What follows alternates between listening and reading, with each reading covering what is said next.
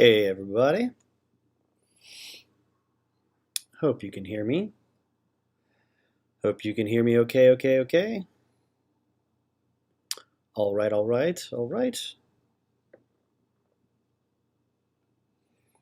Badoom. Hey. Why would it work? Why? Why would it work? Why would I be able to hear myself? That would make no sense.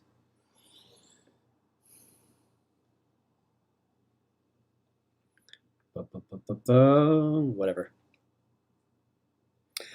Anyways, gonna do a quick check on the Faces books. Make sure this is coming through. Maybe it is, maybe it isn't. Not according to my phone right now. Anyways, just wanted to do a little live reading, which I haven't done in a while. I'm going to read some excerpts from American Sideshow by Mark Hartzman, as well as Nightmare Alley by William Lindsay Gresham. That's Lindsay Gresham, not Lindsey Graham. This first entry is titled The Sacred Hairy Family of Burma, Mafun and Mung Foset, and I'm probably pronouncing that incorrectly. The Sacred Hairy Family of Burma was both sacred and hairy for generations before ever being exhibited to a mass audience. In the late 1880s, the family belonged to King Thibaw of Burma, who believed that having them around would bring him good fortune. They were treated as mascots, showered with jewels, and shown to visitors only on important occasions. Thibaw had two members of the family residing at his court, Mafun and her son, Mung Foset. Both were covered in long, silky hair from head to foot, with locks sprouting from their cheeks, chins, foreheads, and corners of their eyes, and the insides of their ears. Again, for reference, that's how much hair they had. Thibaw had two members of his family, the auburn-colored tresses reached 14 inches on some portions of their bodies. Only the palms of their hands and the soles of their feet were spared from hair. The family's hypertrichosis ran through 5 generations. In the first 4, each hairy member married a normal spouse and had 7 children. In each case, there were 4 normal and 3 hairy offspring. Mung Foset's 6 siblings all died, leaving him the sole representative in his immediate family. With Thibaw's help, he attempted to pass his genes to a 6th generation by marrying a maid at the court. The young bride was not attracted to the woolly bachelor, but Thibaw promised her a snazzy silver-handled umbrella if she went through with the matrimony. Some of us should be so lucky in our own marriage arrangements and what we got out of them. The offer was too good to resist. Unfortunately for him, Mung Foset's materialistic new wife did not produce the traditional 7 children. In 1885, King Thibaw was overthrown by the British, and the liberated Sacred Hairy family was forced to give up the lavish palace lifestyle. Legend has it that a captain, Papirno, discovered them in the woods, where they lived much like beasts of the forest on what roots they could gather. Papirno fed and comforted them, all toward preparing them for exhibition.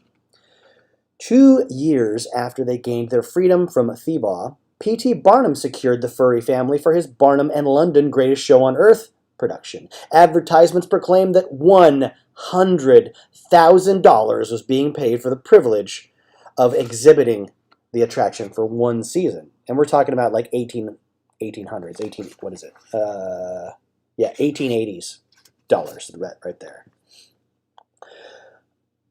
And Barnum billed his latest prize as a new and most prodigious race of unearthly beings. These unearthly beings were accompanied by Mung Foset's clearly terrestrial wife and Mafun's normal nephew. Together they were an instant sensation at London's Egyptian Hall. The four simply sat on stage, smiling at admiring crowds. This new lifestyle was particularly easy for Mahfoon, who was now blind and thus endured the many wide-eyed stares of ease. Barnum's tour soon brought the family to the United States. In conjunction with showman Adam Forepaugh, he briefly exhibited them at New York's Madison Square Garden, beginning on March 14, 1887. The New York Times reported that the Siamese twins, the double-headed nightingale, the tattooed man, Tom Thumb, and Chang, all rolled into one, could not compare with them in point of attractiveness. The family's magnificent appearance had no encore. After Barnum's one-year contract, no further mention is made of any sacred, hairy exploits. Speaking of Tom Thumb, let's go to him. And the Thin Man, actually. So Isaac W. Sprague, the original Thin Man, 1841 to 1887. Look at that. That's what keto gets you.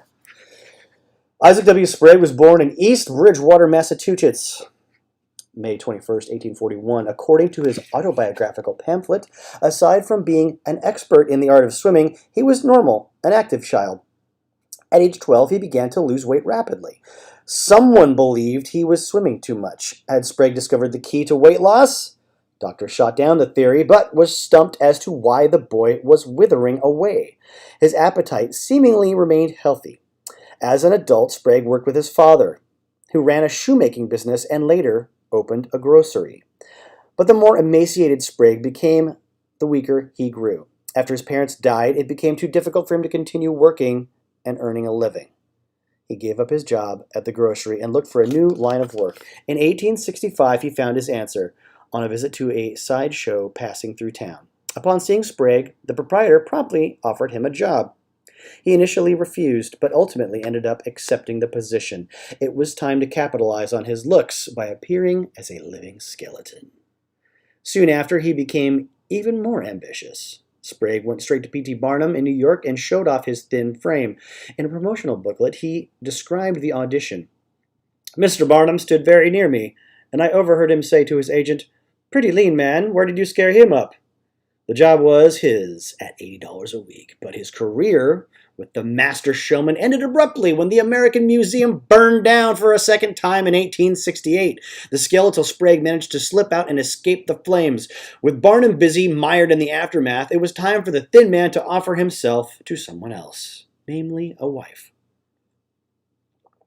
Sprague married Miss Tamar Moore, and they had 3 healthy sons.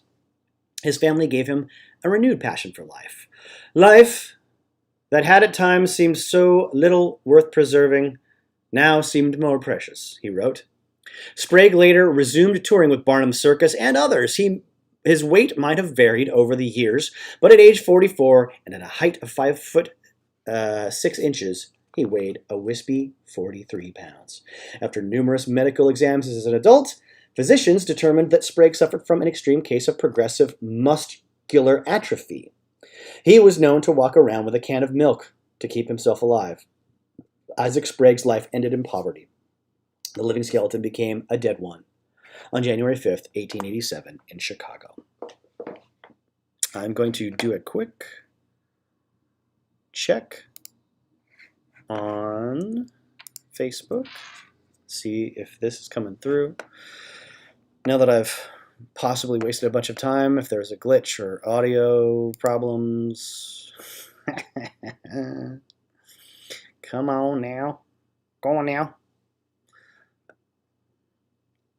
A-doop-a-doop-a-doo. So the next one we're going to talk about is Tom Thumb, 1838 to 1883. And for reference, here it says, Tom Thumb dressed as Napoleon circa 1845. The image was part of P.T. Barnum's family archives. Let's see if you can see that. There's one photo, and then there's the other one. There we go. That's him just as Napoleon. Yes. Thank you. Sorry. Running YouTube footage of freak shows and stuff from back in the day to accompany this, so nobody gets bored just staring at my sideburns. All right. So the other image was Tom Thumb in his miniature carriage pulled by Shetland ponies. Here we go.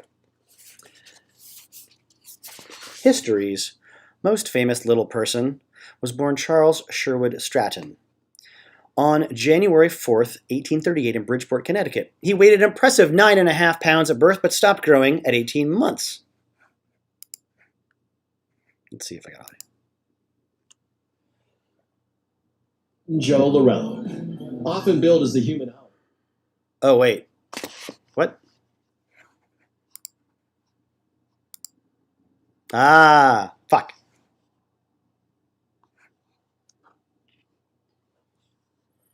Sorry, I had to mute the YouTube.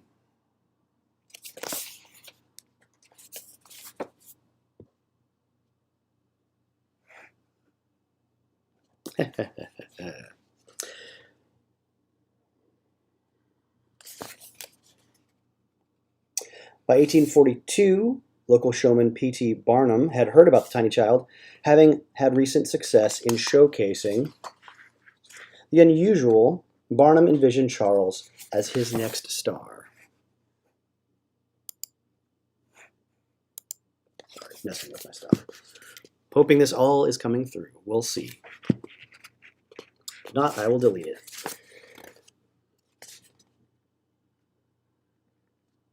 He met with the boy's parents and persuaded them to allow their son to be exhibited for $3 a week. He was 25 inches tall and weighed just 16 pounds. As his next star. Yep, something's working. Apparently. Hoping this. Good. Sorry, everybody.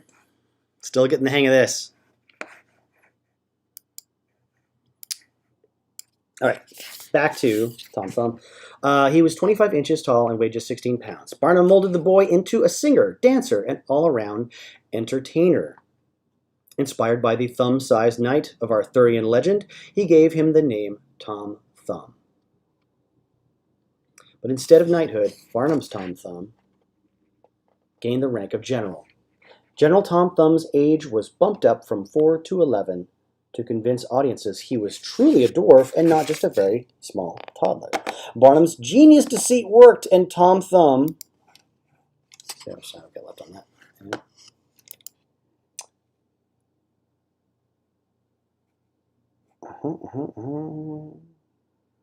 And Tom Thumb was a sensation. The showman had created a true gentleman in miniature. His star was drinking wine at dinner by the age of 5 and smoking cigars by age 7.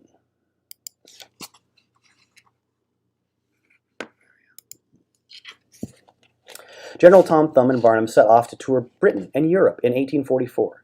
They began in London at the Princess Theatre. Barnum, the master of showmanship, had 4 Shetland ponies cart Thumb to performances in a tiny, custom-built carriage.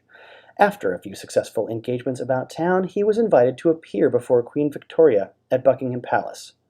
The talented Stratton performed as Frederick the Great and Napoleon, and in Scottish costume and elegant court dress. Her Majesty, rather small herself, at just under 5 feet, was quite taken with the little general. He and Barnum were invited to perform again for the Queen and the Prince of Wales. Tom Thumb was in demand. Exhibitions at Egyptian Hall earned an amazing $500 a day. He even starred in a play written for him, Hop O' My Thumb. He and Barnum later graced France and Belgium with their presence before returning to London. With all the success, the boy Thumb had become quite the ladies' man and enjoyed numerous opportunities to kiss adoring women. In 1847, the showman and the general returned to America as millionaires. The two made each other famous. Tom Thumb took his earnings and purchased a mansion in his hometown. He and Barnum compounded their riches with tours around the United States, including a visit to President Polk. In 1849, Barnum and Thumb's father formed the Great Asiatic Caravan, Museum and Menagerie, which starred Thumb until his father's death in 1885. Thumb soon resumed touring, but without Barnum. Tom Thumb and Barnum remained close. When Barnum ran into financial difficulties, the general helped him by touring Europe again. During a visit to the American Museum in 1862, Tom Thumb met a new person inside Barnum's stable of oddities, a young lady named Lavinia Warren. Romance blossomed between the two Lilliputians, and an engagement was soon announced. Barnum made the union a true event, arranging for 2,000 wedding guests, including Commodore Nutt as best man and Minnie, Warren's sister, as bridesmaid. Charles Stratton and Lavinia Warren were married on February 10, 1863 at Grace Church in New York. Now Thumb had everything: fame, fortune, and a suitably sized sweetheart. The General and Mrs. Thumb were a popular attraction for years and earned a great deal. Along with their mansion, they owned a yacht and several horses. As the years passed, Thumb began to age quickly.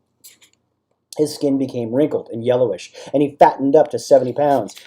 A newspaper reported that he looked like an orange that had been sat upon. He even grew, soaring to a full 3 feet 4 inches. Despite the changes, he continued performing.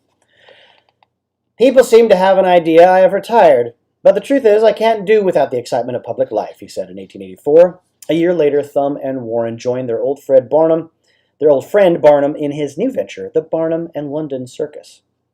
To add further interest to the act, Barnum exhibited them with their baby. Of course, the infant was not actually theirs. The real mother, a nurse, was never far away. Tom Thumb's illustrious career came to an end in 1883. On July 15, the general suffered a fatal stroke. More than 10,000 people attended his funeral. Thumb was only 45, but in those years he lived larger than most normal-sized men. He had seen the world, amassed a fortune, and perhaps kissed more women than any man alive. God, I hope this is working, you guys. I want to read one more entry, and then I want to jump into... Well, I don't know. Maybe I won't. Maybe I'll just save that one. Yeah, I'm going to save the Tochi brothers for another time.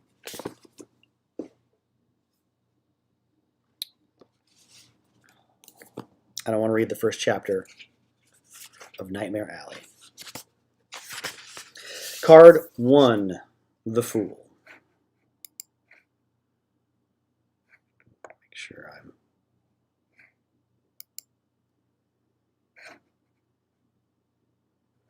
Yep.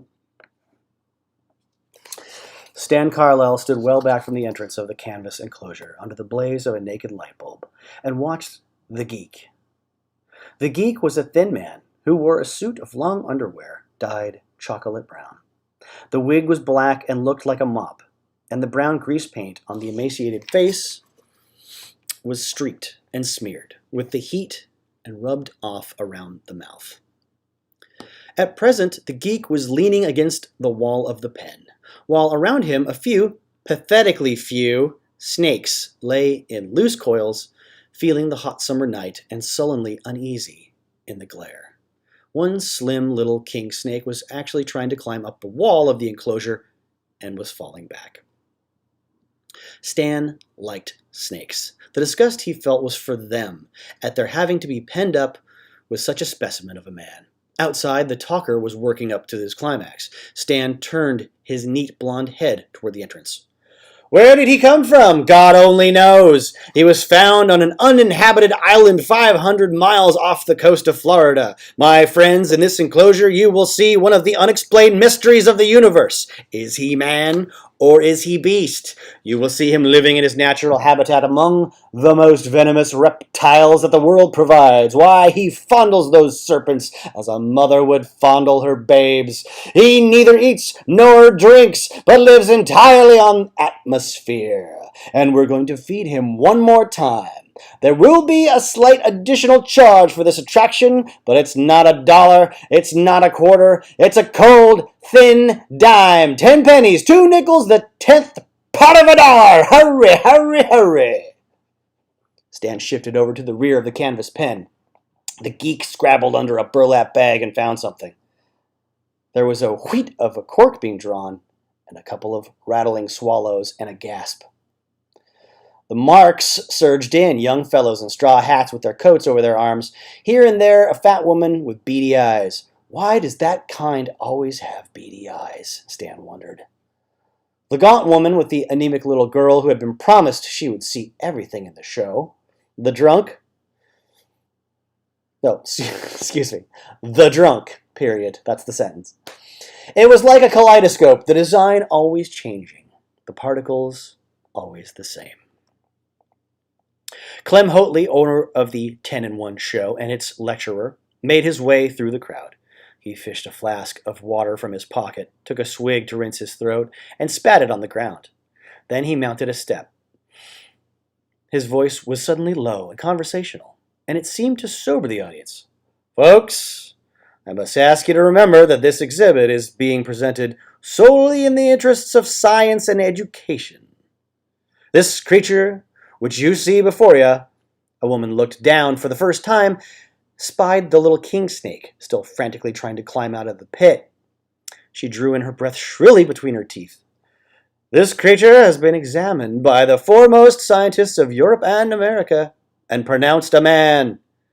That is to say, he has 2 arms, 2 legs, a head and a body, like a man, but under that head of hair there's a brain of a beast. See how he feels more at home with the reptiles of the jungle than with humankind. The geek had picked up a black snake, holding it close behind the head so it couldn't snap at him, and was rocking it in his arms like a baby, muttering sounds. The talker waited while the crowd rubbered. You may well ask how he associates with poisonous serpents without harm. Why, my friends, their poison has no effect whatsoever upon him. But if he were to sink his teeth in my hand, nothing on God's green earth could save me. The geek gave a growl, blinking stupidly up into the light from the bare bulb. Stan noticed that in one corner of his mouth there was a glint from a gold tooth. But now, ladies and gentlemen, when I told you that this creature was more beast than man, I was not asking you to take my word for it. Stan, he turned to the young man, whose brilliant blue eyes had not a trace of revelation in them. Stan, we're going to feed him one more time, for this audience alone. Hand me the basket. Stanton Carlyle reached down, gripped a small covered market basket by the handle, and boosted it over the heads of the crowd. They fell back, jamming and pushing. Clem Hotley, the talker, laughed with a touch of weariness. It's all right, folks. Nothing you haven't seen before. No, I reckon you all know what this is. From the basket, he drew a half-grown leghorn pullet, complaining. Then he held it up so they could see it. With one hand, he motioned for silence. The necks craned down. The geek had leaned forward on all fours, his mouth hanging open vacantly. Suddenly the talker drew the pullet into the pit with a whirl of feathers. The geek moved toward it, shaking his black cotton mop of a wig. He grabbed for the chicken, but it spread its stumpy wings in a frenzy of self-preservation and dodged. He crawled after it. For the first time, the paint-smeared face of the geek showed some life. His bloodshot eyes were nearly closed. Stan saw his lips shape the words, but without sound. The words were, "You son of a bitch." Gently, the youth eased himself out of the crowd, which was straining, looking down. He walked stiffly around to the entrance, his hands in his pockets.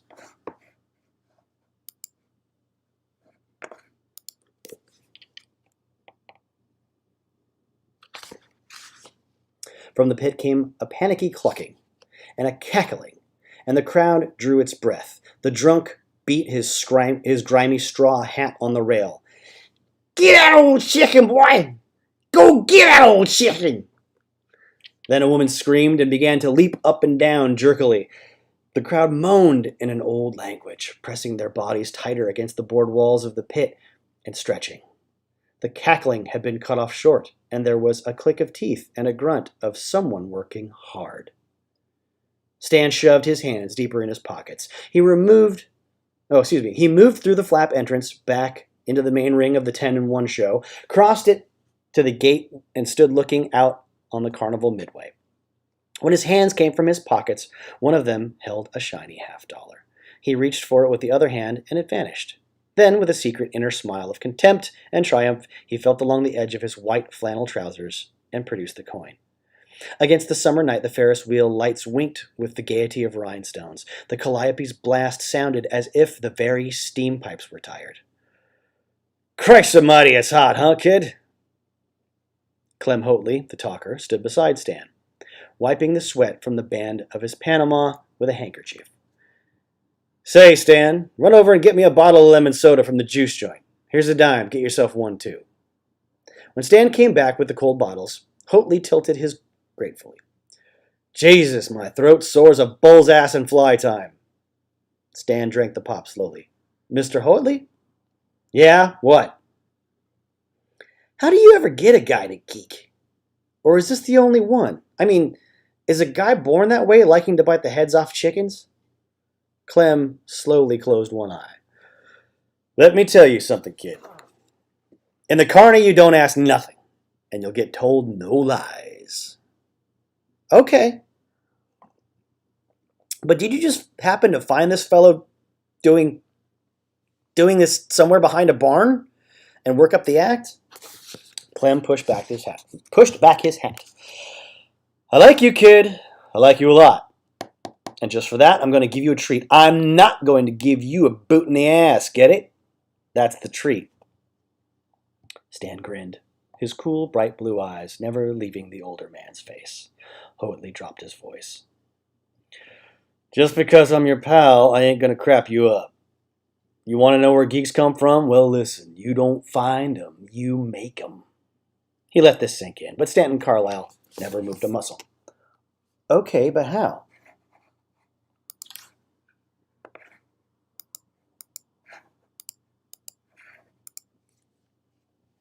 Hoatley grabbed the youth by the shirt and drew him nearer. "Listen, kid, do I have to draw you a damn blueprint? You pick up a guy, and he ain't a geek, he's a drunk.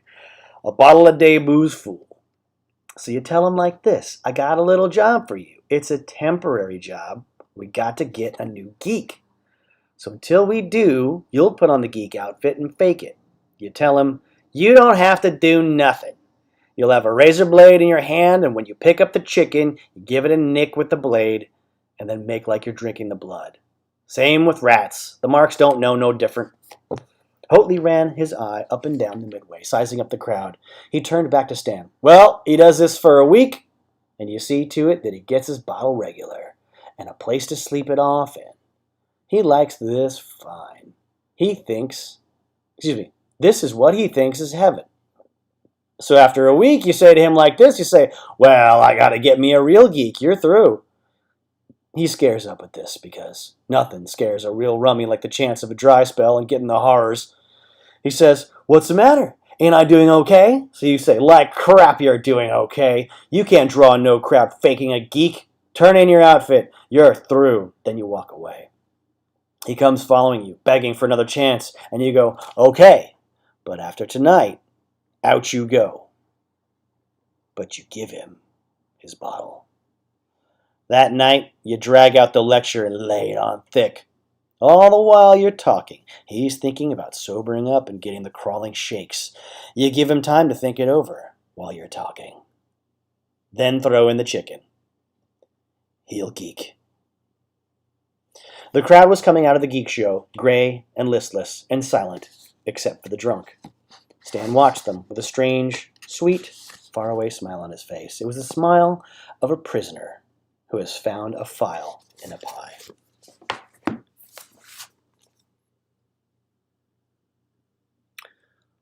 Hope this worked. I've never tried this software before. I've never tried streaming to multiple platforms at the same time. This was my big experiment. Whew! I'm going to turn this off and hopefully not be disappointed when I check my feed. Thank you for being here and enjoying, if you did enjoy, and you were indeed here. To the dickens with you, if you weren't.